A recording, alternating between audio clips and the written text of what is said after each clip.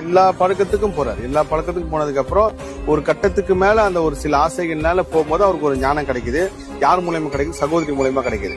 அருணகிரிநாதர் இருக்கும் போது அவங்க அம்மா ஒரு விஷயத்த அவங்க சகோதரர் சொல்லியிருப்பாங்க. அது காவியமாவும் இருக்கு, படமாவும் இருக்கு, அவரோட வரலாற்றுலயும் இருக்கு. முருகப்பெருமான் அருணகிரிநாதரை உருவாக்கி அவர் மூலியமா டெலிவரி பண்ண நிறைய விஷயம் உருவாக்கினதுக்கு அப்புறம் இது ரகசியமா இருக்கணும். அருணகிரிநாதருக்கு எல்லா மனிதன் பட்டுதான் திருந்தாங்க. நீங்க யாரையும் போய் திருத்தவே முடியாது. சமீபத்துல ஒரு வாசகம் பார்த்தேன். யாரையும் திருத்தணும் முயற்சி பண்ணாதீங்க, காலம் தன் கடமையை செய்ய காத்திருக்கிறது. அதுதான் காலம் எல்லாத்தையும் நம்மளுக்கு புரிய வச்சிடும். அப்போ முருகப்பெருமான் அவங்க அம்மா கனவுல மட்டும் போய் சொல்றாரு என்னன்ட்டு, இந்த பையன் அவன் இஷ்டம் போல வளர விட்டு அவனுக்கா ஒரு நாள் ஞானம் வரப்போ பண்ணிதான் அவன் மிகப்பெரிய தெய்வ குழந்தைன்னு சொல்லிட்டு அதை சாகும்போது அவங்க அக்கா கிட்ட சொல்லுவாங்க. அப்ப அதே மாதிரிதான் அந்த அக்காவுக்கு தெரியும் அருணகிரிநாதர் சாதனால் கிடையாது, ஏதோ ஒரு நேரம் ஏதோ ஒரு மாயில இருக்கான்ட்டு.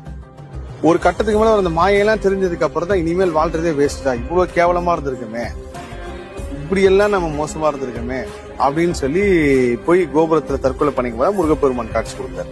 எப்படி காட்சி? முருகரா காட்சி கொடுக்கல, ஒரு சாதுவா அப்பயும் பாருங்க காப்பாத்தி இவர் கேட்கிற என்ன எதுக்கே காப்பாத்து, நானும் வாழவே தகுதி இல்லாத ஒரு ஆளு அப்படின்னு சொன்னதுக்கு அப்புறம் இல்ல உனக்கு நிறைய பணி